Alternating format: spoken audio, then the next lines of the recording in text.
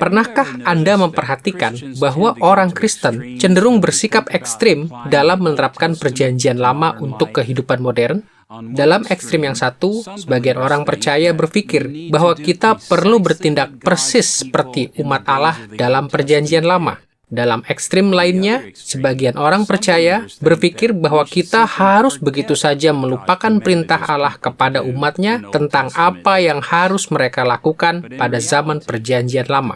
Tetapi faktanya, kebenarannya terletak di antara kedua ekstrim ini. Untuk menerapkan Perjanjian Lama pada masa kini, kita perlu mengingat dua hal.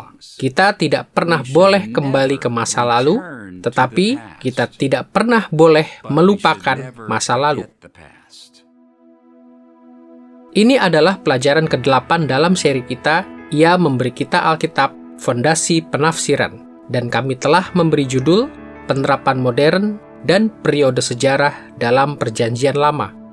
Dalam pelajaran ini, kita akan menelusuri bagaimana iman dalam Perjanjian Lama berkembang melalui berbagai zaman yang agung atau periode sejarah yang penting, dan menjelaskan bagaimana perkembangan ini mempengaruhi cara kita sendiri menerapkan Alkitab.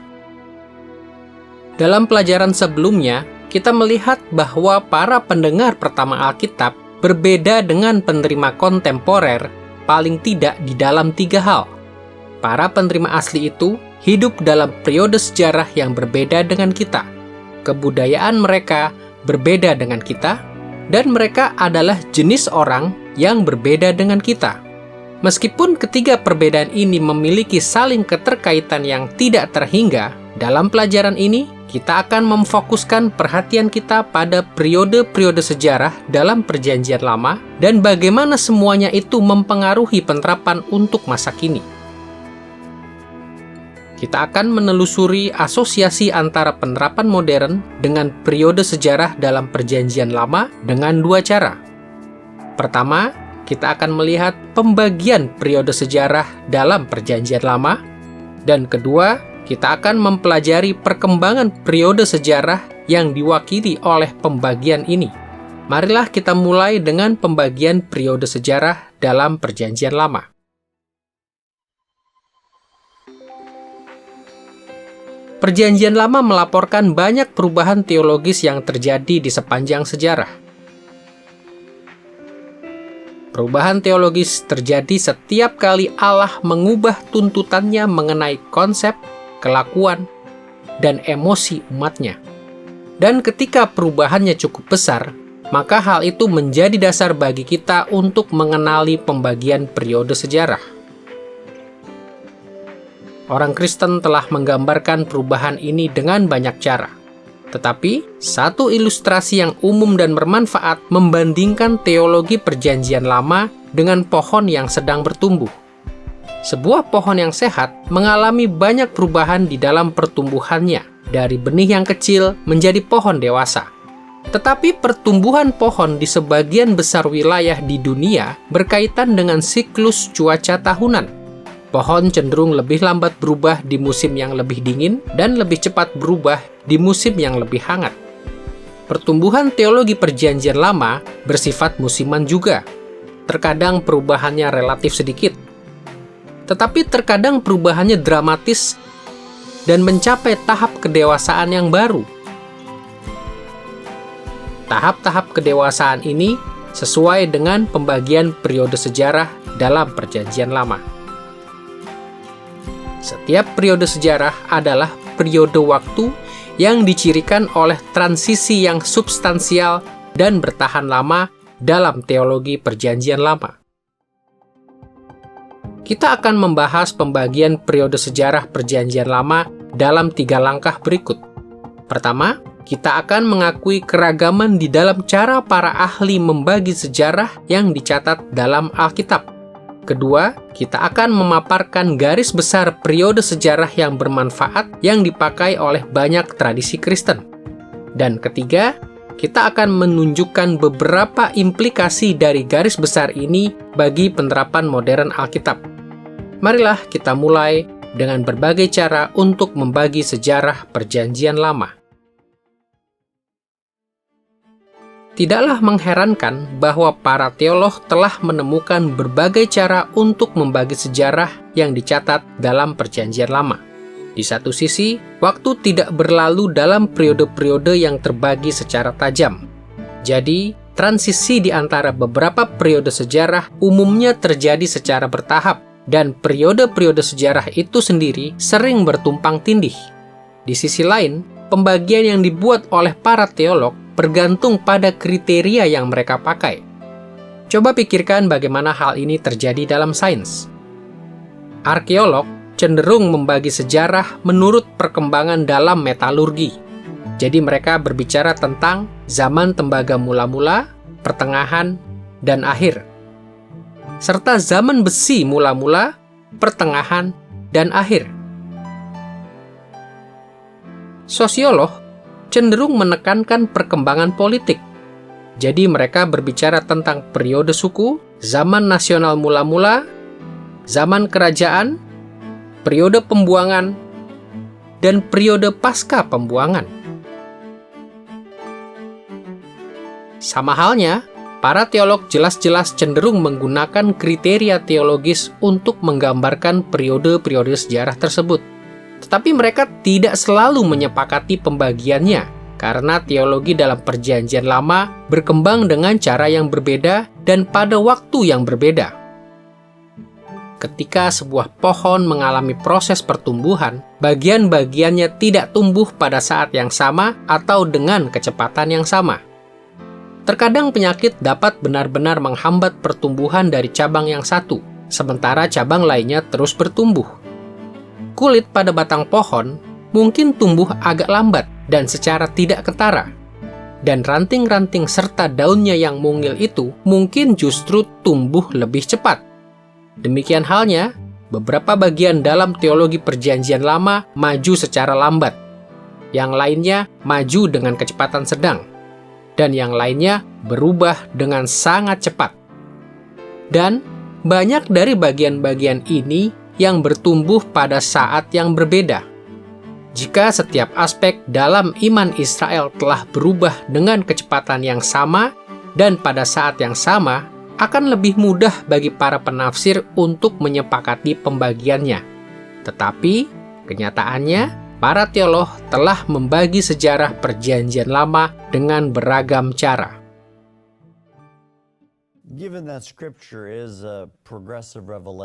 Fakta Alkitab adalah wahyu progresif yang diberikan kepada kita secara bertahap, sehingga penting untuk mengetahui dengan tepat di mana kita berada dalam penyingkapan rencana Allah. Para teolog sering membahas tentang pembagian rencana Allah ke dalam berbagai era dan periode sejarah. Kita memiliki beberapa contoh dalam Perjanjian Baru tentang bagaimana Perjanjian Baru membagi Perjanjian Lama. Pikirkan tentang silsilah dalam Injil Matius. Silsilah itu dimulai dengan Abraham, dilanjutkan sampai kepada Daud. Silsilah itu menelusuri Perjanjian Lama dengan melihatnya dari Abraham sampai kepada Daud, dari Daud sampai kepada pembuangan, dari pembuangan sampai kepada Kristus. Itulah satu cara Alkitab membagi sejarah Perjanjian Lama, dengan melihat signifikansinya yang unik dan kemudian bagaimana sejarah itu sampai kepada kita. Ada lagi cara lain yang juga dipakai oleh Perjanjian Baru. Pikirkan tentang Paulus dalam Roma pasal 5, 1 Korintus pasal 15. Anda dapat berbicara tentang Adam dan Kristus sebelum Taurat, sesudah Taurat. Jadi, Perjanjian Baru menunjukkan sejumlah cara untuk melakukannya. Menurut saya, dalam merenungkan seluruh keputusan Allah, satu cara yang sangat penting untuk melakukannya adalah melalui perjanjian dalam Alkitab. Sangat menarik bahwa saat Anda menelusuri dari Adam, perjanjian penciptaan, sampai kepada Nuh, melalui Abraham, perjanjian yang lama yang dihubungkan dengan Israel dan Musa, perjanjian Daud, dan kemudian antisipasi akan perjanjian yang baru. Menurut pertimbangan saya, ini adalah cara yang diberikan Allah untuk menyingkapkan sejarah penebusan saat perjanjian yang satu memimpin kepada perjanjian berikutnya, dan pada akhirnya mencapai puncaknya dalam Yesus Kristus. Ini merupakan cara yang sangat bermanfaat untuk memikirkan bagaimana kita bergerak dari kejadian kepada Kristus. Bagaimana seluruh keputusan Allah itu bersama-sama membentuk satu kesatuan. Dan memang cara yang banyak digunakan oleh Perjanjian Baru untuk membicarakan sejarah Perjanjian Lama mengikuti pola perjanjian ini. Kini setelah kita mengakui keabsahan dari keragaman dalam pembagian periode sejarah untuk sejarah Perjanjian Lama, mari kita bahas satu garis besar yang bermanfaat yang telah diadopsi oleh banyak penafsir. Salah satu cara yang paling populer untuk membagi sejarah Perjanjian Lama adalah dengan menghubungkan setiap periode sejarah dengan salah satu perjanjian Allah. Perjanjian Allah dengan umatnya selalu melibatkan suatu pergeseran teologis yang berarti dan karena itu menyediakan batasan-batasan yang diperlukan untuk pembagian periode sejarah. Banyak tradisi Kristen menyebutkan 6 perjanjian Allah yang utama dalam Perjanjian Lama, yaitu perjanjian yang diasosiasikan dengan Adam, Nuh, Abraham, Musa, dan Daud, dan perjanjian yang baru yang menurut nubuat para nabi Perjanjian Lama akan datang di akhir masa pembuangan Israel dari tanah perjanjian. Berkenaan dengan Adam, perlu kita perhatikan bahwa catatan dari Kejadian pasal 1 sampai pasal 3 tidak memakai istilah Ibrani Berit yang biasanya kita terjemahkan sebagai perjanjian. Meskipun begitu, kitab Kejadian dengan sangat tegas mengimplikasikan bahwa Allah mengadakan perjanjian dengan Adam. Sebagai contoh, dalam Kejadian pasal 6 ayat 18, Allah berkata bahwa Ia akan mengadakan perjanjian dengan Nuh. Kata Ibrani yang diterjemahkan mengadakan adalah kum, yang dipakai untuk menggambarkan peneguhan terhadap sesuatu yang sudah ada, dan bukan dimulainya sesuatu yang sama sekali baru. Jadi, kita dapat yakin bahwa kitab Kejadian menampilkan relasi Allah dengan Adam juga sebagai relasi perjanjian. Juga, seperti dalam Hosea pasal 6 ayat 7, sang nabi merujuk kepada perjanjian antara Allah dengan Adam, atau kepada perjanjian antara Allah dan seluruh umat manusia sebagai pihak yang diwakili oleh Adam. Perjanjian Allah dengan Nuh muncul dalam Kejadian pasal 6 ayat 18 sebelum air bah, dan dalam pasal 9 ayat 9 sampai 17 sesudah air bah. Perjanjian Allah dengan Abraham disebut dalam Kejadian pasal 15 ayat 18 sebelum Abraham berusaha memperoleh keturunan melalui Hagar, hamba istrinya, dan dalam pasal 17 ayat 2 sesudah ia mengusahakan keturunan melalui Hagar. Perjanjian Allah dengan Israel di bawah Musa dicatat dalam Keluaran pasal 19 sampai pasal 24 di kaki Gunung Sinai. Dan perjanjiannya yang terkait erat dengan Pineas, orang Lewi yang pemberani itu, disebutkan dalam Bilangan pasal 25 ayat 13. Perjanjian Allah dengan Daud dicatat dalam 2 Samuel pasal 7 dan dalam Mazmur pasal 89 dan Mazmur pasal 132. Dan akhirnya, kita menemukan nubuat tentang perjanjian yang baru dalam Yeremia pasal 31 ayat 31. Perjanjian yang sama ini juga disebut perjanjian damai dalam Yesaya pasal 54 ayat 10 dan Yehezkiel pasal 34 ayat 25. Dan ayat-ayat seperti Lukas pasal 22 ayat 20 serta Ibrani pasal 8 ayat 6 sampai 12 memberikan jaminan kepada kita bahwa perjanjian ini sudah datang di dalam Kristus.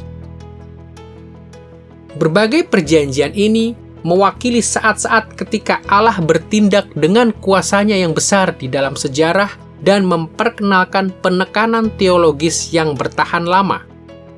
Relasi perjanjian Allah dengan Adam terjadi dalam konteks penciptaan dan reaksi awal Allah terhadap kejatuhan manusia ke dalam dosa. Perjanjian itu menekankan fondasi pelayanan manusia kepada Allah dan memaparkan bagaimana dosa merumitkan pelayanan ini. Perjanjian ini juga mengandung janji Allah bahwa umat manusia pada akhirnya akan berhasil dalam pelayanan ini. Di zaman Nuh, pencemaran yang mengerikan yang ditimbulkan oleh umat manusia terhadap dunia ini membuat Allah mengirimkan air bah sebagai hukuman.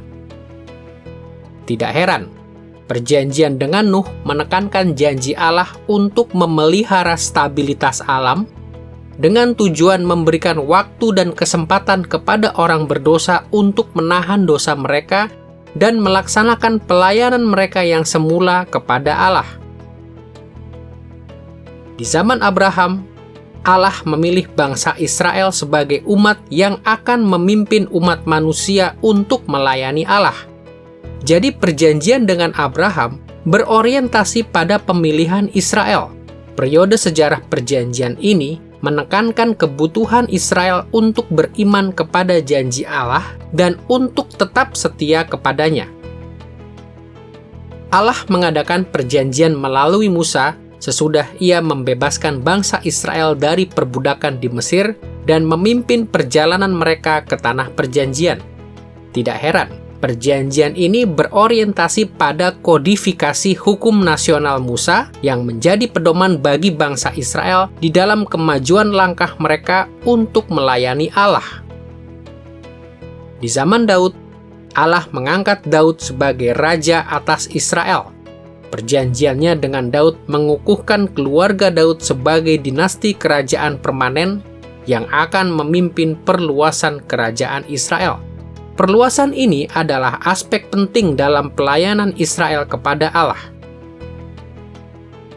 Akhirnya, para nabi perjanjian lama menubuatkan bahwa sebuah perjanjian yang baru akan datang di akhir masa pembuangan Israel. Ketika Allah menggenapi seluruh sejarah, Sang Mesias akan menebus umat Allah dan meluaskan kerajaan Allah ke seluruh dunia.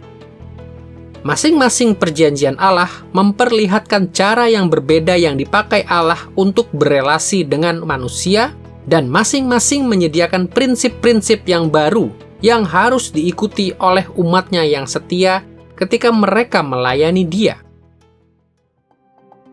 Sejauh ini dalam pembahasan kita tentang pembagian periode sejarah, kita telah melihat keragaman di dalam cara membagi sejarah Alkitab dan menyediakan garis besar yang bermanfaat mengenai periode-periode sejarah tersebut. Saat ini, kita siap untuk melihat beberapa implikasi dari garis besar ini bagi penerapan modern Alkitab. Pembagian perjanjian lama ke dalam zaman-zaman menunjukkan dengan jelas bahwa Allah ingin agar umatnya mengerti dan menerapkan tema-tema teologis dengan cara yang berbeda pada masa yang berbeda. Dan sebagaimana orang percaya di zaman perjanjian lama tidak seharusnya melayani Allah seakan-akan mereka hidup dalam periode sejarah yang sebelumnya, orang percaya perjanjian baru tidak pernah boleh menerapkan Alkitab seakan-akan mereka hidup dalam periode sejarah yang lebih awal. Bayangkan Anda adalah orang Israel yang hidup tidak lama sesudah Salomo membangun bait Allah di Yerusalem. Anda tahu bahwa Anda hidup pada masa perjanjian Daud. Anda tahu bahwa dalam periode sejarah Musa sebelumnya, orang Israel mempersembahkan persembahan korban di kemah pertemuan Musa. Anda juga tahu bahwa di dalam periode sejarah Anda sendiri, Allah telah memerintahkan Anda untuk hanya mempersembahkan persembahan korban di bait Allah. Dalam konteks historis Anda, mempersembahkan persembahan korban di kemah pertemuan Musa akan bertentangan dengan kehendak Allah. Hal yang sama juga berlaku jika Anda hidup di bawah perjanjian Musa, dan Anda kembali membangun mezbah dan mempersembahkan persembahan korban di banyak tempat yang berbeda seperti yang telah dilakukan oleh Abraham dan para bapa leluhur lainnya. sekali Allah memerintahkan cara yang baru untuk mempersembahkan persembahan korban dalam ibadah, Ia menuntut umatnya untuk tidak kembali lagi kepada cara-cara lama. Sama halnya, bila kita memikirkan penerapan modern untuk tema-tema perjanjian lama tentang persembahan dalam ibadah, kita harus sadar bahwa kita hidup dalam periode sejarah perjanjian baru. Sebagaimana berulang kali dijelaskan dalam perjanjian baru, pengorbanan Kristus yang sempurna satu kali untuk selamanya telah mengungguli semua bentuk persembahan korban yang sebelumnya. Kematiannya di salib mengubah cara yang seharusnya dipakai oleh umat Allah yang setia untuk memberikan persembahan di dalam ibadah mereka kepada Allah. Itulah sebabnya penulis kitab Ibrani mengecam keras orang Kristen yang ingin kembali kepada persembahan-persembahan korban dalam perjanjian lama. Pertama, ia memberikan argumen bahwa Kristus telah meresmikan perjanjian yang baru yang telah dinubuatkan oleh Yeremia dalam Yeremia pasal 31. Lalu ia berkata bahwa perjanjian yang baru itu telah membuat sistem persembahan korban yang lama menjadi tidak berlaku lagi. Dengarkan apa yang ia tuliskan dalam Ibrani pasal 8 ayat 13 berikut. Dengan menyebut perjanjian ini baru, ia telah menjadikan perjanjian yang pertama tidak berlaku lagi, dan apa yang tidak berlaku lagi dan menjadi tua akan segera lenyap. Di sini penulis Ibrani berkata bahwa datangnya perjanjian yang baru telah membuat cara-cara yang lama menjadi tidak berlaku lagi. Dengan memakai istilah Yunani palaioo, yang juga bisa diterjemahkan dijadikan tua atau ketinggalan zaman. Kita harus berhati-hati, sebab banyak orang Kristen yang bermaksud baik yang berpikir bahwa ini berarti para pengikut Kristus harus membuang saja perjanjian lama dan tidak lagi memperhatikan ajarannya. Tetapi hal ini benar-benar keliru. Kitab Ibrani sendiri menerapkan perjanjian lama kepada orang Kristen. Penulisnya bukan sedang mengajarkan kepada orang Kristen bahwa perjanjian lama tidak relevan. Sebaliknya, ia berkata bahwa kita hidup dalam periode sejarah yang berbeda dan bahwa perjanjian yang baru menuntut kita untuk mengubah praktek pemberian persembahan korban. Kita tidak mengabaikan cara-cara yang lama, tetapi kita jangan pernah berusaha untuk melayani Allah seakan-akan kita masih hidup di masa lalu. Satu contoh lainnya yang sangat menonjol ialah tema kepemimpinan dalam perang. Bayangkan Anda hidup pada masa perjanjian kerajaan Daud. Anda tahu bahwa Allah telah menetapkan para raja Israel untuk memimpin umatnya berperang melawan kejahatan. Raja-raja itu menerima arahan dari Allah, dan dari situ mengarahkan cara Anda melibatkan diri dalam perang. Tetapi coba bayangkan bahwa Anda secara pribadi tidak menyukai raja-raja keturunan Daud dan ingin kembali kepada periode sejarah perjanjian nasional Musa. Anda mungkin lebih suka mengikuti hakim setempat seperti Gideon, atau orang Efraim seperti Yosua, atau orang Lewi seperti Musa sendiri, persis seperti yang dilakukan oleh para leluhur Anda. Tetapi jika Anda mengikuti salah satu dari mereka dan bukan dinasti Daud, itu akan merupakan dosa. Anda akan melanggar perintah Allah untuk periode sejarah di mana Anda hidup.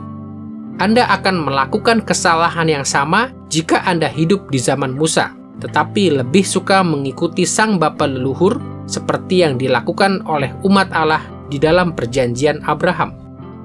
Di setiap zaman, kita harus mengikuti kepemimpinan militer yang telah Allah tetapkan untuk zaman itu.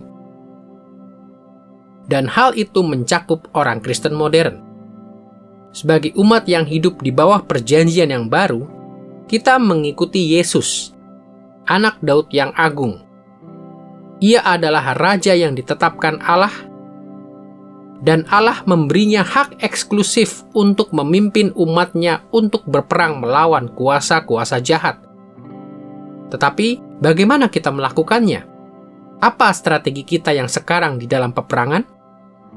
Dengarkanlah cara Rasul Paulus menjelaskan perang untuk perjanjian yang baru dalam Efesus pasal 6 ayat 12 berikut.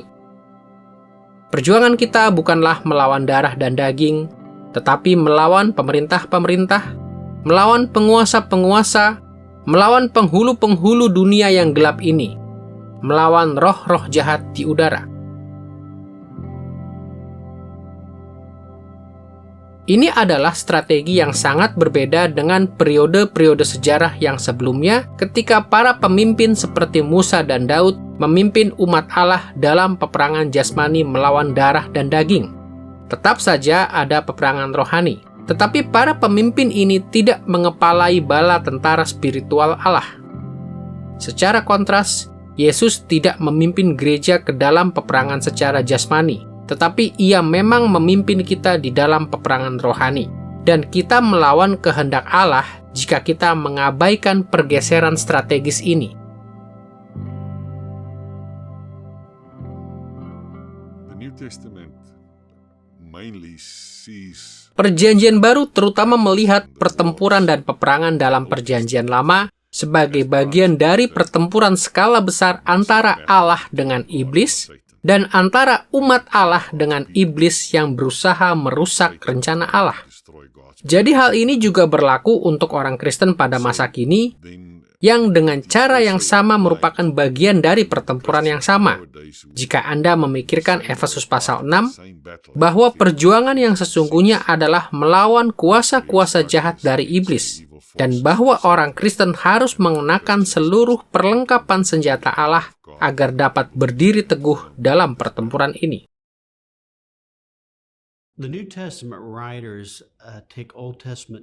Para penulis Perjanjian Baru memandang penggambaran Perjanjian Lama tentang peperangan rohani dan peperangan nasional dan sungguh-sungguh meradikalkannya dengan cara tertentu dan menerapkannya dengan cara yang sangat berbeda dengan apa yang mungkin dipahami orang banyak pada masa kini. Pertama-tama, Kristus datang untuk berperang dalam peperangan rohani. Ia datang untuk menaklukkan kegelapan, seperti yang diberitahukan kepada kita oleh Yohanes pasal 1. Masalahnya, bukanlah bahwa kegelapan tidak dapat memahami dia, melainkan kegelapan itu berusaha untuk mengalahkan dia, dan ia sungguh-sungguh memerangi kegelapan. Hal itu dapat kita lihat khususnya dalam Injil Yohanes. Jadi Kristus datang sebagai pahlawan perang ilahi yang berperang melawan penguasa dunia ini, yaitu iblis. Bahkan dalam Yohanes pasal 12, Yesus berkata bahwa saat pemuliaannya kini telah tiba, yaitu saat penyalipannya. Dan ia berkata, pada saat itu, penguasa dunia ini akan dilemparkan keluar. Maka ketika Paulus berkata bahwa senjata perang kita adalah firman Allah, doa, iman, dan seterusnya, seperti yang ia katakan dalam Efesus pasal 6, maka perang ini bukan lagi peperangan geopolitik nasional, sehingga orang Kristen tidak boleh memandang perang itu secara nasionalistis. Ada pedang dan ada salib, dan kecenderungan kita sebagai manusia adalah meletakkan salib dan menyandang pedang. Tetapi Yesus berkata, tidak ada orang yang dapat menjadi muridku kecuali ia memikul salibnya dan mengikut aku. Jadi cara kita berperang dalam peperangan rohani pada masa kini adalah dengan kasih yang mengorbankan diri, kasih yang menyerahkan diri, yang Yesus tunjukkan dari atas salib dan dalam seluruh kehidupan dan pelayanannya di bumi. Allah selalu mengharapkan umatnya untuk melayani Dia dengan cara-cara yang sesuai dengan masa perjanjian di mana mereka hidup. Jadi memahami bagaimana sejarah Perjanjian Lama dibagi ke dalam beberapa periode sejarah utama sangat penting untuk menerapkan Alkitab di zaman kita. Ketimbang memutar balik jarum jam, seolah-olah Allah belum menggerakkan sejarah untuk melangkah maju, kita harus menelusuri perkembangan dari setiap tema teologis di dalam setiap zaman perjanjian sampai kepada perjanjian yang baru di dalam Kristus. Sesudah membahas penerapan modern dan pembagian periode sejarah dalam Perjanjian Lama, mari kita menelusuri bagaimana perkembangan periode sejarah seharusnya mengarahkan penerapan modern. Untuk mengilustrasikan konsep tentang perkembangan periode sejarah, mari kita pikirkan kembali tentang pohon yang bertumbuh. Kali ini bayangkan Anda memiliki foto sebuah benih dan foto sebuah pohon yang tumbuh dari benih itu. Benih dan pohon itu terlihat sangat berbeda, sehingga sulit untuk mempercayai bahwa keduanya adalah hal yang sama pada masa yang berbeda. Tetapi memang begitulah adanya. Keduanya adalah organisme yang benar-benar sama pada tahap perkembangan yang berbeda. Keduanya bahkan memiliki struktur genetika yang sama di dalam DNA-nya sebagai buktinya. Sama halnya, periode-periode sejarah Perjanjian Lama yang lebih awal dan yang lebih belakangan memiliki perbedaan teologis yang tidak terhitung. Tetapi jika kita mempelajari struktur teologis yang mendasari semuanya itu, yaitu DNA-nya, kita menemukan bahwa perubahan-perubahan teologis ini sesungguhnya mencerminkan perkembangan organik dari satu iman yang bertumbuh.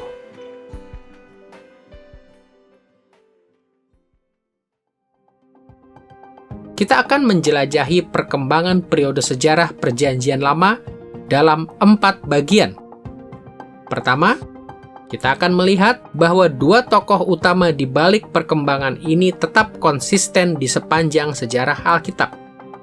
Kedua, kita akan melihat bahwa masing-masing periode sejarah berhubungan dengan periode sejarah lainnya di dalam alur yang menyatu. Ketiga, kita akan melihat bahwa para penulis Perjanjian Lama sendiri sering menerapkan periode sejarah yang lebih awal kepada penerima yang kemudian. Dan keempat, kita akan menekankan beberapa kaitan di antara periode-periode sejarah tersebut yang diandalkan oleh para penulis Perjanjian Lama untuk membuat penerapan ini. Mari kita mulai dengan tokoh utama dalam sejarah Alkitab. Di sepanjang sejarah yang dicatat dalam Alkitab, ada tokoh-tokoh yang sama yang terlibat dalam konflik besar antara kekuatan yang baik dan kekuatan yang jahat. Dalam istilah sastra, kita dapat mengatakan bahwa kekuatan yang baik dipimpin oleh tokoh protagonis atau pahlawan dari cerita itu, yaitu Allah sendiri.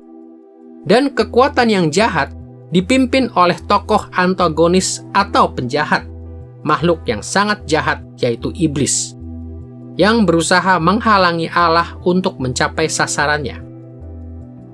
Iblis sangat hebat dan cerdas, tetapi ia tetaplah ciptaan, dan selalu berada di bawah kendali kedaulatan Sang Pencipta. Meskipun begitu, Allah telah mengizinkan iblis untuk melawan Dia, sementara drama ilahi berlangsung. Allah adalah Raja, Pencipta yang tertinggi, yang memerintah dari tahta surgawinya dan memenuhi istana surgawinya dengan kemuliaan yang cemerlang. Para makhluk yang melayani Dia di surga sudah meninggikan Dia. Tetapi Allah selalu berketetapan untuk memperbesar kehormatannya dengan menyebarkan kemuliaannya ke seluruh bumi.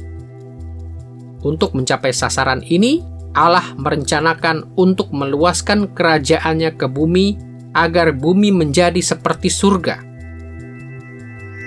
Ketika itu terjadi, semua makhluk di atas bumi, di bumi dan di bawah bumi akan menyembah dan memuji Dia selama-lamanya. Allah memakai banyak sekali roh yang bekerja untuk menggenapi tujuan ini. Tetapi Ia telah memberikan kepada gambarnya di bumi, yaitu umat manusia, hak istimewa untuk memenuhi dan menaklukkan bumi. Di sepanjang Alkitab, kita adalah para wakil Allah yang menyiapkan dunia bagi pertunjukan final dari kemuliaannya. Di sisi lain dari konflik ini, iblis menentang penyebaran kemuliaan Allah dengan berusaha mencegah manusia untuk memenuhi dan menaklukkan bumi bagi Allah. Untuk menentang penyebaran kerajaan Allah di seluruh bumi, iblis memimpin banyak roh dan manusia untuk memberontak melawan Allah dan untuk melawan para hamba Allah, baik hamba spiritual maupun hamba manusiawi. ia mendapatkan manusia yang menjadi sekutunya dalam mencapai tujuannya melalui banyak sekali cara, termasuk kebohongan, penipuan, agama palsu, dan daya tarik keinginan-keinginan manusia yang berdosa.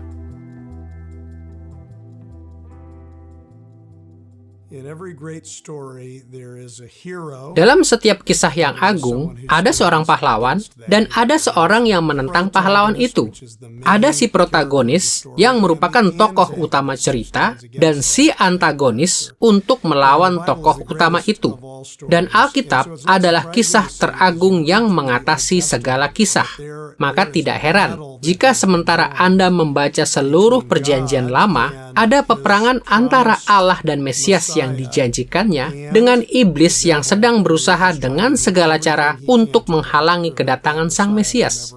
Jadi sudah sejak di Taman Eden ketika Allah berjanji bahwa benih perempuan itu akan meremukkan iblis, maka sejak saat itu Anda melihat iblis menentang Allah di setiap kesempatan. Dan secara mencolok, bahkan ketika ada anak kecil, berulang kali iblis berusaha merenggut kehidupan dari anak kecil itu. Atau ketika umat Allah menikmati keberhasilan, ia berusaha untuk menawan mereka dan menghancurkan mereka. Anda melihat kisah tersebut terjadi berulang kali di sepanjang Perjanjian Lama.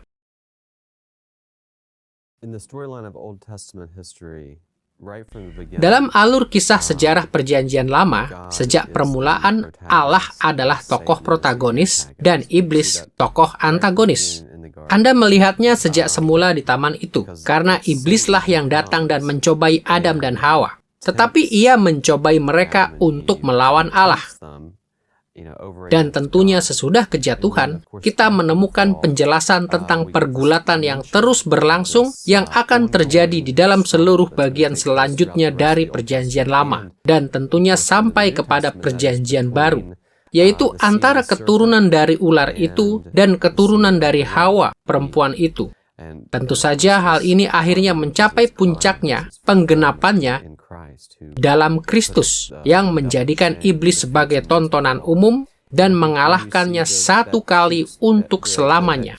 Dan saya pikir selanjutnya Anda melihat bahwa hal itu terus terjadi di dalam perjalanan waktu dalam Perjanjian Lama saat benih ular itu, yang menurut saya dapat kita generalisasi sebagai para musuh Allah, terus melawan Allah, melawan umatnya, memerangi umatnya, menindas umatnya, dan Anda melihat hal itu terus terjadi.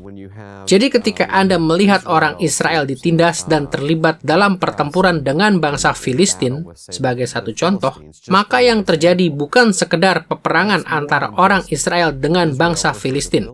Menurut saya di balik itu, yang mendasarinya adalah peperangan yang terus-menerus antara Allah dan iblis. Memang harus kita akui bahwa orang Kristen modern sering melewatkan signifikansi dari konflik antara Allah dan iblis ini. Banyak dari kita menghampiri Alkitab dengan sedikit sekali kesadaran tentang bagaimana dunia empiris dipengaruhi oleh Allah dan roh-roh yang melayani Dia, dan juga oleh iblis dan roh-roh yang melayaninya. Tetapi penerima pertama Alkitab tidak mengalami masalah ini. Mereka sudah memahami saling keterkaitan yang dinamis antara realitas spiritual dan realitas empiris. Bahkan kepercayaan ini begitu umum di dalam dunia kuno, sehingga para penulis Alkitab tidak pernah merasa perlu untuk menyediakan paparan lengkap tentangnya. Jadi sebagai manusia modern, jika kita mulai memperhatikan drama Alkitab dalam kaitannya dengan konflik spiritual ini, kita akan menemukan apa yang sudah diketahui oleh para penerima pertama Alkitab. Konflik ini mendasari segala sesuatu yang Alkitab katakan. Dengan mengingat tokoh-tokoh utama dalam Alkitab, mari kita beralih kepada aspek kedua dari perkembangan periode sejarah Perjanjian Lama. Alur kisah yang mendasari Alkitab. Kendati ada perbedaan yang tidak terbilang di antara periode sejarah Perjanjian, semua variasi ini bersama-sama membentuk satu narasi yang menyatu yang mencakup segala sesuatu tentang konflik antara Allah dan iblis. Untuk memudahkan, kita akan memperlakukan periode-periode sejarah perjanjian dalam Alkitab sebagai bab-bab utama dalam kisah Alkitab yang di dalamnya Allah sedang menyebarkan kemuliaannya dengan tujuan memperoleh pujian yang kekal. Drama itu dimulai di bab pertama, periode sejarah Adam. Di awal bab ini, Allah menempatkan manusia yang pertama di tempat di mana kemuliaannya yang kelihatan itu pada mulanya terlihat di bumi, yaitu di Taman Eden, yang berfungsi sebagai istana kudusnya. Sesuai dengan maksudnya bagi ciptaan, Allah memberikan mandat kepada Adam dan Hawa untuk memperluas batas-batas taman kudusnya dengan memenuhi dan menaklukkan bumi. Sasarannya adalah untuk mengubah bumi menjadi suatu tempat yang layak bagi Allah untuk memanifestasikan kehadirannya yang mulia dan kelihatan. Tentu saja iblis menentang rencana ini dengan memimpin manusia yang pertama untuk memberontak terhadap Allah. Dan akibatnya, Allah mengutuk ciptaan dan membuat tugas manusia menjadi sukar. Ia juga mengumumkan bahwa manusia akan terpecah-pecah menjadi kelompok-kelompok yang saling bersaing sejak saat itu dan seterusnya. Turunan perempuan itu akan terdiri dari orang-orang yang melayani maksud-maksud Allah, dan keturunan ular itu akan terdiri dari orang-orang yang ikut serta dalam pemberontakan iblis. Pada saat yang sama, Allah berjanji bahwa keturunan perempuan itu pada akhirnya akan menang atas iblis dan keturunannya. Semua periode sejarah perjanjian selanjutnya dalam perjanjian lama membentuk bagian isi dari alur kisah Alkitab. Di bab kedua adalah periode sejarah perjanjian Nuh. Allah membersihkan bumi dari kekerasan yang mengerikan yang telah dilakukan oleh manusia yang mengikuti iblis. Ia juga menyelamatkan sisa umat dari keturunan perempuan itu, Nuh dan keluarganya, serta mendirikan dunia yang stabil, di mana umat manusia diajar untuk menentang pencemaran lebih lanjut saat mereka memenuhi dan menaklukkan bumi. Dalam bab ketiga, periode sejarah perjanjian Abraham, Allah memilih keluarga Abraham sebagai bagian dari keturunan perempuan itu yang akan memimpin umat manusia untuk melawan iblis dan para pengikutnya. Allah berjanji untuk melipat gandakan keturunan Abraham dan memberi mereka tanah Kanaan. Dari titik tolak geografis itu, akhirnya mereka dapat menaklukkan semua perlawanan terhadap Allah dan rencananya. Mereka akan mewarisi bumi dan menyebarkan berkat-berkat Allah kepada setiap keluarga di seluruh bumi. Dalam bab keempat, zaman perjanjian Musa, Allah memberikan kepada Israel kemenangan yang sangat besar atas orang Mesir dan para ilah satanik mereka. Ia juga membentuk Israel menjadi satu bangsa yang diperintah oleh Tauratnya dan memberi perintah kepada mereka untuk mengusir orang Kanaan. Saat orang Israel bergerak memasuki Kanaan, Allah memberikan kepada mereka kemenangan atas orang Kanaan dan atas roh-roh jahat yang mereka layani. Ia menegakkan dan memberikan kemakmuran kepada orang Israel di tanah itu dan membawa mereka ke sasaran puncak mereka, yaitu menyebarkan kerajaan Allah di seluruh bumi. Dalam bab kelima, periode sejarah perjanjian Daud, keluarga Daud ditetapkan untuk memerintah atas umat Allah dan memimpin mereka untuk mengadakan perlawanan lebih lanjut terhadap bangsa-bangsa yang melayani iblis. Dinasti Daud menciptakan keamanan di Kanaan dan terus memperluas batas-batas Israel untuk melayani rencana Allah bagi dunia ini. Sayangnya di dalam perjalanan waktu, para raja Israel terang-terangan memberontak melawan Allah sampai Allah menghancurkan kerajaan mereka dan mengirim mereka ke pembuangan. Selama pembuangan, mereka menderita di bawah tirani kerajaan asing dan para ilah mereka. Akhirnya Allah menawarkan untuk mengakhiri masa pembuangan itu dan mengembalikan sekelompok kecil sisa umat ke tanah perjanjian, supaya mereka dapat berusaha untuk memulihkan kerajaan di Kanaan. Tetapi bahkan sisa umat ini pun gagal untuk tetap setia, maka masa pembuangan itu berlanjut di bawah tirani kejahatan. Bab terakhir yang disebutkan dalam Perjanjian Lama adalah klimaks Perjanjian yang baru. Perjanjian baru dikatakan Allah akan ditegakkannya ketika sisa umat Israel bertobat dan anak Daud yang agung, Sang Mesias atau Kristus, menebus dosa-dosa mereka. Mesias akan memimpin Israel dalam kemenangan akhir atas iblis, roh-roh jahat, dan bangsa-bangsa yang melayani mereka. Ia akan menghancurkan iblis dan menghukum semua pengikutnya. Pada akhirnya, Sang Mesias akan membuat segala sesuatu menjadi baru. Ia akan memerintah atas bumi bersama umat Allah. Kemuliaan Allah akan memenuhi ciptaan, dan setiap makhluk akan memuji Dia tanpa henti.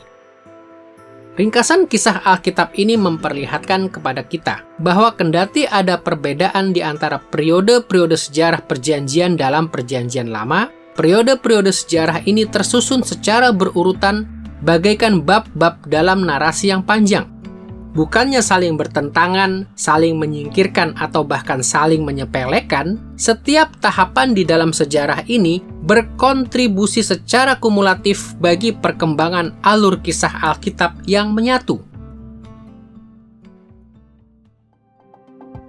Sejauh ini, kita telah membahas tokoh-tokoh utama di balik perkembangan periode sejarah Perjanjian Lama, dan menunjukkan bahwa setiap periode sejarah saling berkaitan dalam alur kisah yang menyatu.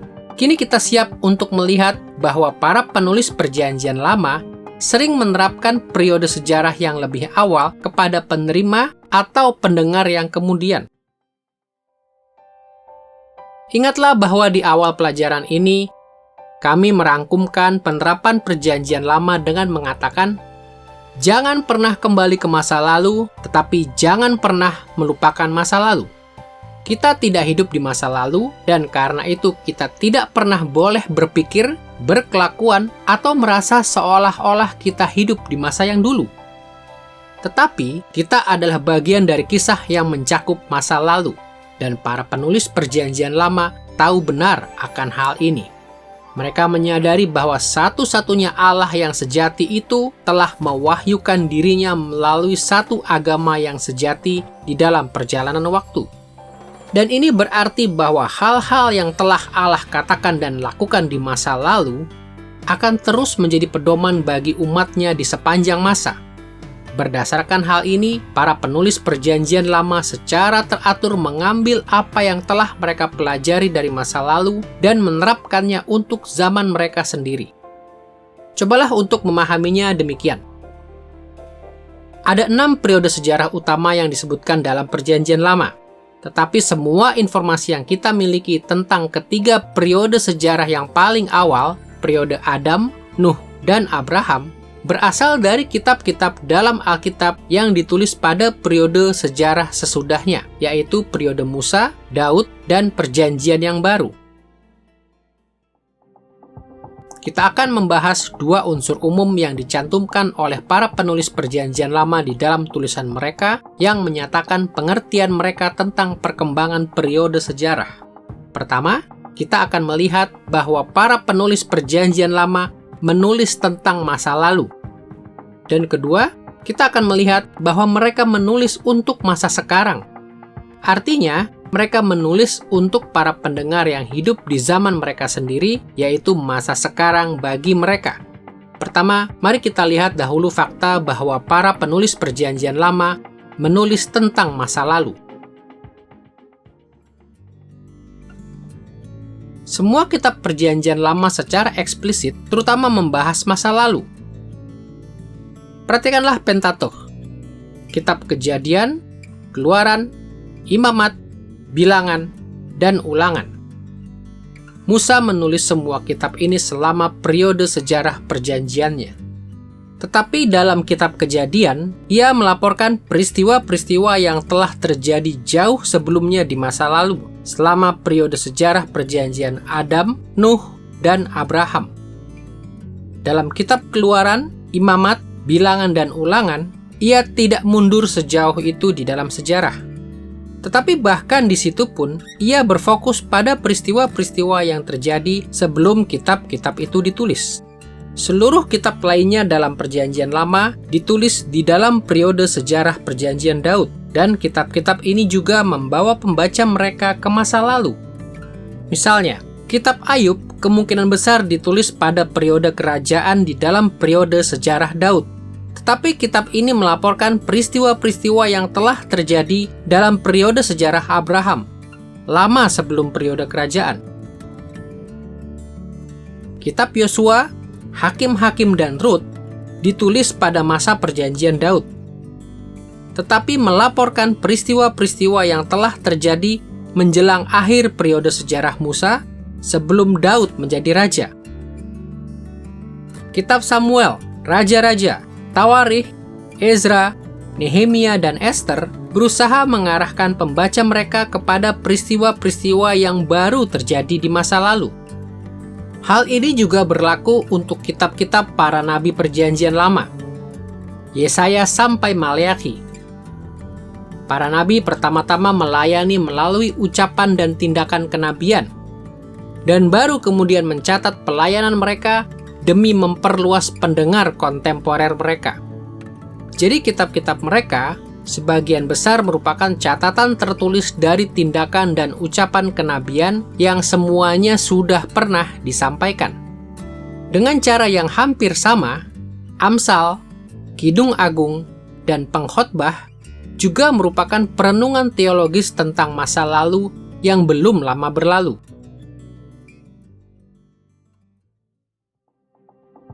Sesudah kita mengerti bahwa para penulis Perjanjian Lama menulis tentang masa lalu, mari kini kita beralih kepada fakta bahwa mereka menulis untuk masa sekarang, yaitu bagi orang-orang di zaman mereka sendiri. عندما قام الذين كتبوا أسفار الكتاب المقدس وكتبوا في تدوين Ketika para penulis Alkitab mulai menulis Alkitab, mereka menulis untuk memenuhi kebutuhan pembaca mereka, umat mereka. Dan mereka tidak duduk dan menulis hanya karena mereka suka menulis. Sebaliknya, mereka menulis untuk memenuhi kebutuhan umat mereka akan pelajaran, pedoman, dan struktur. Karena alasan ini, ada maksud yang ingin dicapai di balik setiap kitab. Inspirasi bukan sekedar soal duduk dan menulis. Tidak. Isunya adalah adanya kebutuhan. Bangkitlah dan tuliskanlah. Itulah sebabnya setiap penulis memperhitungkan kebutuhan umatnya untuk menyediakan informasi dengan cara yang dapat dimengerti oleh umat itu.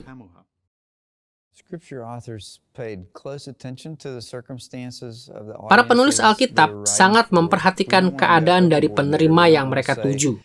Kita tidak ingin mengatakan bahwa tulisan mereka sangat disesuaikan dengan penerima pertamanya, sehingga tidak mungkin memiliki makna apapun bagi para pembaca yang kemudian. Kitab Kejadian misalnya, ditulis kepada sekelompok orang yang baru saja meninggalkan Mesir. Mereka baru saja menimbulkan kemarahan dari kerajaan yang paling berkuasa di muka bumi.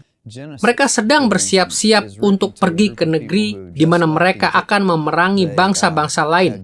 Mereka perlu tahu bahwa mereka tidak perlu takut pada apapun. Dan karenanya, kitab Kejadian diawali dengan gambaran tentang Allah yang menciptakan segala sesuatu, yang mengendalikan semua bangsa, yang telah berjanji kepada para leluhur dan sedang memelihara janji-janji tersebut. Israel tidak perlu takut. Jadi pada waktu kita mengetahui keadaan dari para pendengar yang pertama, maka sesungguhnya hal itu menolong kita untuk melihat bukan hanya apa yang Alkitab katakan, tetapi juga mengapa Alkitab mengatakannya. Lalu kita dapat mulai mengajukan pertanyaan seperti, dalam hal apakah kita menghadapi keadaan yang sama dengan yang dihadapi oleh Israel di padang gurun sesudah mereka meninggalkan Mesir? Dan kita mulai melihat bagaimana Allah memelihara umatnya sebagai seorang gembala dan menunjukkan belas kasihan terhadap kebutuhan kita. para penulis Alkitab mengerti bahwa masa lalu mewakili tahap-tahap yang lebih awal dalam perkembangan organik iman Alkitabiah. Tetapi pertama-tama dan terutama, mereka dipanggil untuk melayani para pendengar yang hidup di zaman mereka sendiri. Jadi mereka menulis tentang masa lalu dengan cara-cara yang menjembatani masa lalu dengan kehidupan para pendengar pertama mereka. Mereka menekankan umat, tindakan, perkataan, dan lembaga dan hal-hal lainnya yang bersifat historis dengan cara-cara yang menghubungkan topik-topik historis ini dengan kehidupan para pendengar mereka. Biasanya para pendengar asli kitab-kitab Perjanjian Lama sudah mengenal konvensi-konvensi sastra yang diikuti oleh para penulis Alkitab untuk membangun jembatan-jembatan ini. Jadi para penulis umumnya tidak perlu lagi menjelaskan tentang kaitan ini. Pada kesempatan lain, para penulis menyediakan petunjuk-petunjuk kecil yang menunjukkan kaitan antara masa lalu dan masa sekarang. Dan dalam bagian lainnya, para penulis Alkitab memberikan penjelasan yang cukup langsung untuk menolong pembaca mereka melihat bagaimana masa lalu itu berlaku untuk mereka. Sama seperti para penulis Perjanjian Lama menemukan cara-cara untuk menghubungkan masa lalu dengan pendengar mereka di masa sekarang, orang Kristen modern perlu mengaitkan tulisan-tulisan tentang masa lalu itu dengan diri kita. Memang, penerapan modern membahas apa yang sedang terjadi di zaman kita, tetapi hal itu selalu didasarkan pada cara-cara dari masa lalu. Sebagai umat Allah yang hidup dalam dunia modern, iman kita memiliki kaitan yang sangat erat dengan apa yang telah Allah wahyukan dahulu kala. Kita berfokus pada penerapan modern dari kitab-kitab Perjanjian Lama yang membahas masa lalu.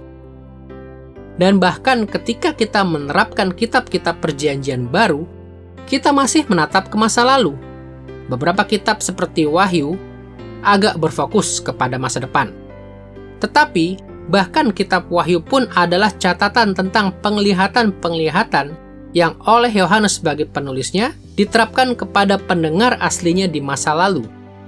Jadi dengan berbagai cara, setiap kitab dalam Alkitab berfokus kepada apa yang telah Allah lakukan di masa lalu.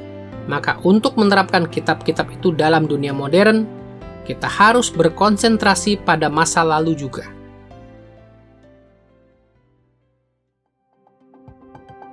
Sampai di sini, pembahasan kita tentang perkembangan periode sejarah telah membahas tokoh-tokoh utama di balik perkembangan periode sejarah Perjanjian Lama, alur kisah Alkitab yang menyatu, dan fakta bahwa para penulis Perjanjian Lama menerapkan periode-periode sejarah yang lebih awal kepada para pendengar kontemporer mereka.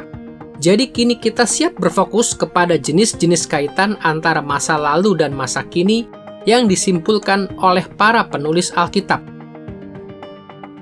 Kita akan membicarakan 3 jenis kaitan yang disimpulkan oleh para penulis Perjanjian Lama antara masa lalu dan masa sekarang. Pertama, mereka menyediakan bagi para pendengar mereka latar belakang historis untuk berbagai dimensi iman mereka. Kedua, mereka menampilkan berbagai contoh yang harus diikuti atau ditolak oleh para pendengar mereka. Dan ketiga, mereka menyediakan antisipasi dari pengalaman para pendengar mereka. Mari kita lihat dahulu bagaimana para penulis Alkitab menyediakan latar belakang historis bagi para pendengar mereka.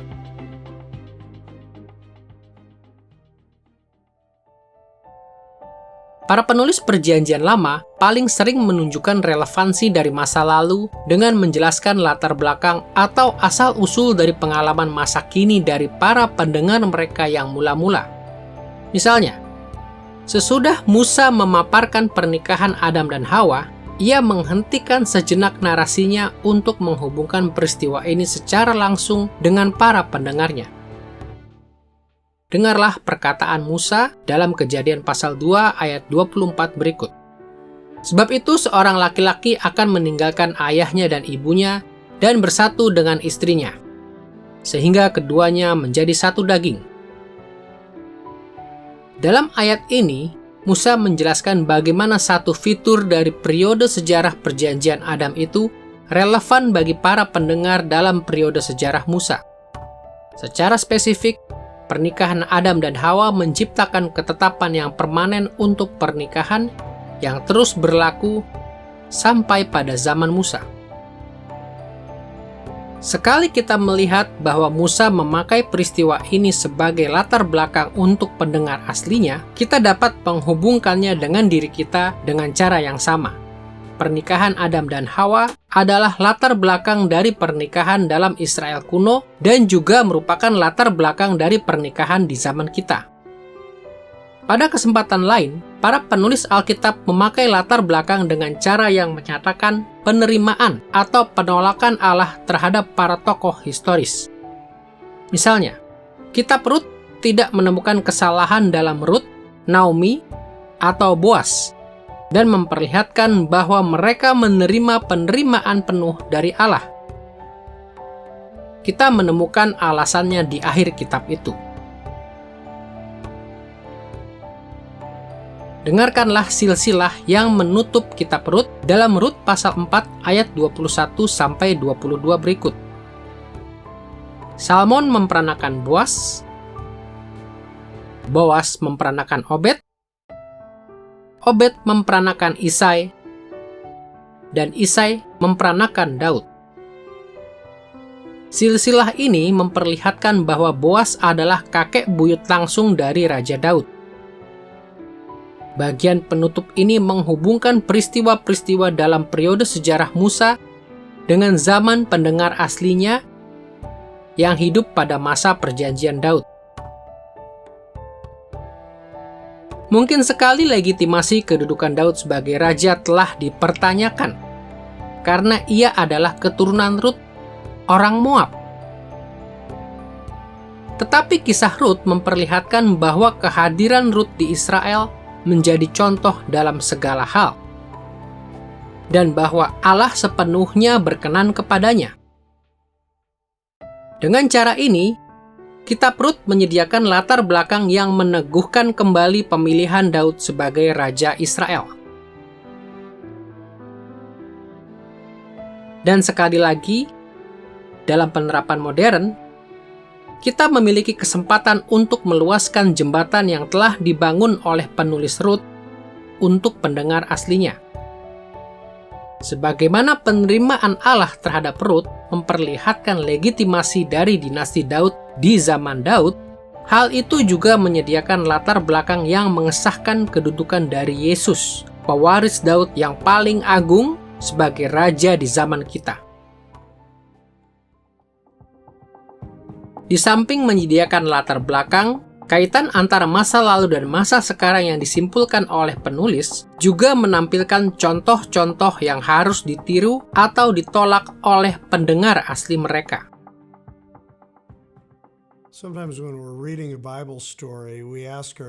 Kadang-kadang ketika kita membaca cerita Alkitab, kita bertanya kepada diri kita, apakah ini teladan yang baik atau buruk?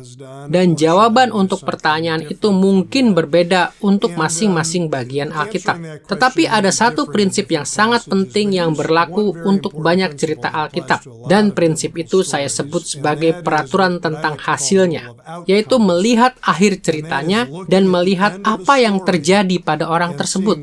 Apakah mereka menerima berkat Allah atau menerima hukuman Allah? Dan seringkali itulah satu-satunya petunjuk yang kita perlukan untuk memahami apakah seseorang sedang memberikan teladan yang baik atau buruk kepada kita. Mari kita lihat dua contoh teladan dari kitab Yosua yang mencatat peristiwa-peristiwa dari periode sejarah Musa untuk membaca asli yang hidup pada periode sejarah Daud.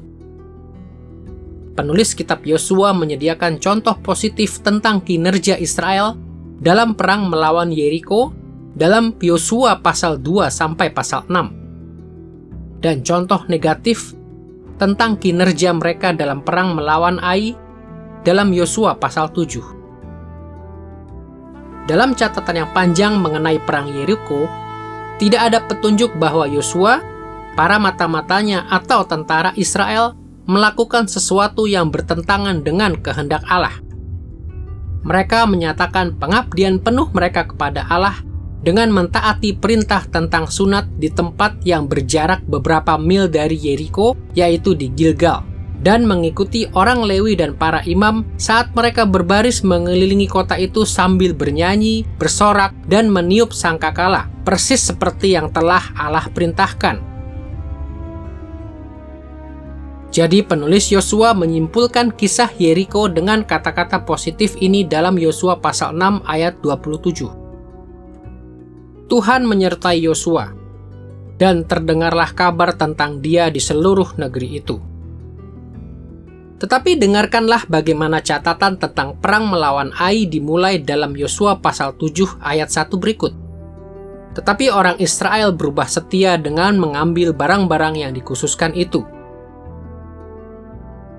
Ayat ini mengkontraskan contoh positif tentang Israel dalam perang Yeriko dengan contoh negatif tentang Israel dalam perang Ai.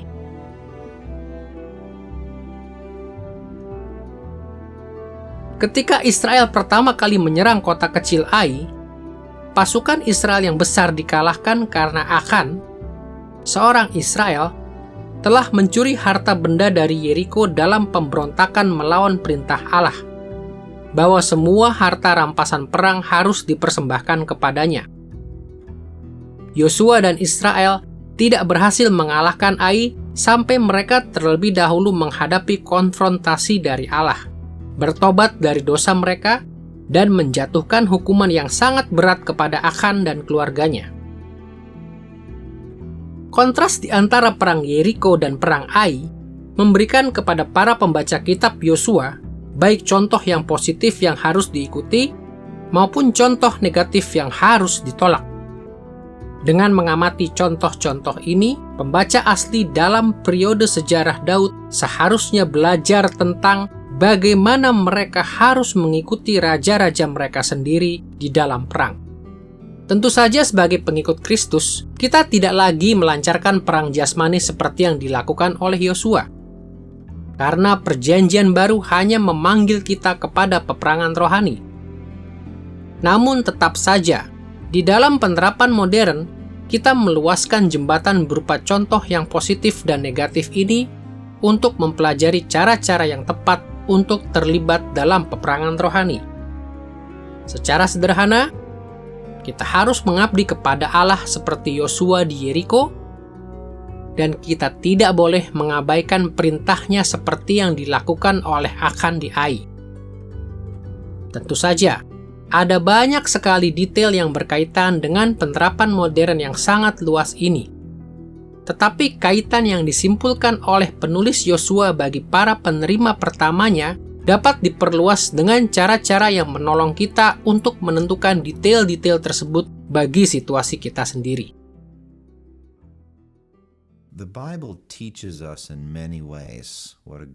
Alkitab mengajar kita dengan banyak cara seperti apakah kehidupan yang saleh itu, apa itu dosa, dan sebagainya. Kadang-kadang hanya dengan mengatakannya secara langsung, dengan perintah dan larangan. Dan saat kita membaca tentang mereka, kita tahu bahwa kita seharusnya belajar dari teladan mereka secara positif atau negatif. Jadi kita memiliki teladan positif yang harus kita tiru, dan teladan negatif yang harus kita jauhi. Seperti ketika Daud berzina dengan Batsheba. Kita tahu dari 10 hukum bahwa hal itu salah. Kita mengetahuinya dari kisah itu sendiri ketika Nathan menuduh Daud telah berdosa. Maka kita tahu bahwa itu adalah teladan yang buruk dari seorang pria yang biasanya menjadi teladan yang baik. Seorang yang berkenan di hati Allah sendiri. Jadi apa yang memampukan kita untuk mengetahui perbedaannya? Taurat Allah, pengajaran yang jelas, titah, dan kemudian hal itu dilaksanakan, dan kita dapat menggabungkan keduanya.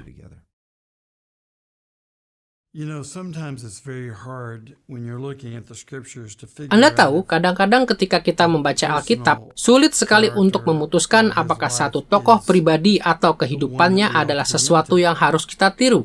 Dan kita harus ingat, satu-satunya yang dapat kita tiru adalah Yesus sendiri. Dia adalah satu-satunya yang dapat lulus sepenuhnya dari kritik kita. Semua orang lainnya harus kita periksa dengan sangat teliti. Alasan umum dan bukan alasan paling utama dari kehadiran mereka di dalam Alkitab adalah untuk menjadi teladan yang harus kita tiru.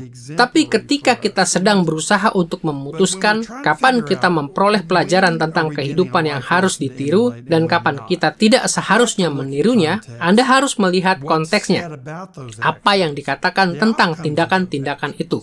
Akibat dari tindakan itu. Apakah tindakan itu berkontribusi pada perluasan kerajaan atau tidak?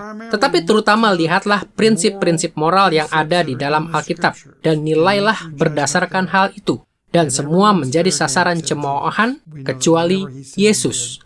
Kita tahu bahwa apapun yang ia katakan dan lakukan adalah baik, benar, dan indah. Semua orang lainnya berada di bawah mikroskop moralitas Alkitab. Akhirnya, di samping menyediakan latar belakang dan contoh, para penulis Perjanjian Lama juga menarik kaitan antara masa lalu dan masa kini dengan memasukkan antisipasi dari pengalaman para pendengar asli mereka sendiri. Para penulis Alkitab sering menulis tentang masa lalu dengan cara-cara yang menunjukkan bagaimana peristiwa-peristiwa dari masa lalu sangat mirip dengan situasi yang sedang dihadapi oleh pendengar mereka.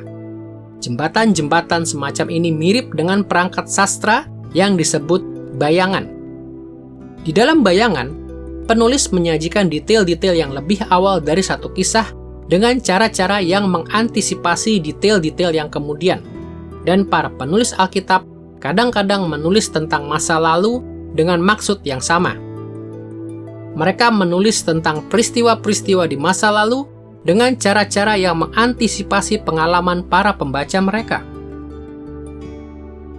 Satu antisipasi yang terkenal muncul dalam cerita Musa tentang kunjungan singkat Abraham ke Mesir yang dicatat dalam Kejadian pasal 12 ayat 10-20.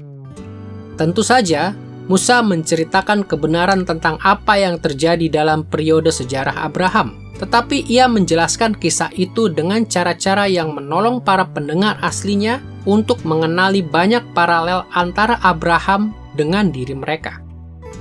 Misalnya, Abraham pergi ke Mesir karena ada bencana kelaparan. Sama seperti para pembaca asli Musa telah berada di Mesir karena bencana kelaparan. Fir'aun secara tidak adil menahan Abraham di Mesir dengan membawa Sarah ke haremnya. Mirip dengan orang Mesir yang secara tidak adil menahan bangsa Israel sebagai budak di zaman Musa. Allah membebaskan Abraham dengan menimpakan tulah ke atas seisi istana Fir'aun. Dan ia membebaskan Israel di zaman Musa dengan mengirim tulah ke Mesir dan ke istana Fir'aun. Fir'aun menyuruh Abraham pergi dengan memberikan banyak harta benda kepadanya. Dan dalam peristiwa keluaran di zaman Musa, Fir'aun dan orang Mesir menyuruh orang Israel pergi dengan membawa kekayaan dari Mesir. Musa menarik paralel ini untuk memperlihatkan bahwa pengalaman Abraham mengantisipasi pengalaman mereka sendiri. Musa ingin menguatkan hati para pembaca aslinya untuk berhenti mengidealkan masa-masa ketika mereka berada di Mesir dan untuk melihat kelepasan mereka sebagai tindakan Allah yang perkasa untuk kepentingan mereka. Sekali lagi, di dalam penerapan modern, tugas kita adalah untuk melihat jembatan yang dibangun oleh Musa dari kehidupan Abraham kepada para pendengar aslinya, serta memperluas jembatan itu kepada kehidupan kita sekarang. Sebagai contoh, Perjanjian Baru mengajarkan kepada kita bahwa Kristus telah melepaskan kita dari tirani kejahatan, sama seperti Allah sebelumnya melepaskan Abraham dan setelah itu melepaskan Israel. Melalui kemiripan-kemiripan ini, kunjungan singkat Abraham ke Mesir juga mengantisipasi bagaimana orang Kristen pada masa kini harus memahami iman kita dan pelayanan kita kepada Allah. Setiap kali kita menerapkan Alkitab, kita perlu mempertimbangkan perkembangan periode sejarah yang telah terjadi di antara zaman Alkitab dengan zaman kita. dan kaitan yang disimpulkan oleh para penulis Perjanjian Lama melalui latar belakang, contoh, dan antisipasi, menyediakan pola-pola yang menolong kita untuk menjembatani kesenjangan di antara periode-periode sejarah ini. Dalam pelajaran tentang penerapan modern dan periode-periode sejarah Perjanjian Lama ini, kita telah melihat pembagian periode sejarah dalam sejarah Perjanjian Lama menurut keragaman, garis besar umum dari periode sejarahnya, dan implikasi dari pembagian ini. Dan kita telah membahas perkembangan periode sejarah di antara pembagian ini dalam kaitannya dengan tokoh konsistennya, alur kisah yang menyatu, pemakaian periode sejarah yang lebih awal oleh para penulis Alkitab, dan kaitan di antara periode-periode sejarah tersebut yang membantu penerapan kita. Seperti telah kita lihat, perjanjian Allah membagi sejarah Alkitab ke dalam periode-periode sejarah utama yang memiliki orientasi teologis yang berbeda. Jadi kita tidak pernah boleh berusaha untuk melayani Allah di zaman kita dengan kembali kepada cara-cara di masa lalu. Tetapi, kita tidak pernah boleh melupakan apa yang telah Allah wahyukan di masa lalu. Ketika kita memperhatikan bagaimana tema-tema teologis berkembang secara organik dari satu masa ke masa berikutnya, kita menemukan bahwa segala sesuatu yang Allah wahyukan di zaman perjanjian yang lebih awal telah memberikan banyak pelajaran kepada kita tentang bagaimana kita harus melayani Dia di zaman kita, bahkan di zaman perjanjian yang baru di dalam Kristus.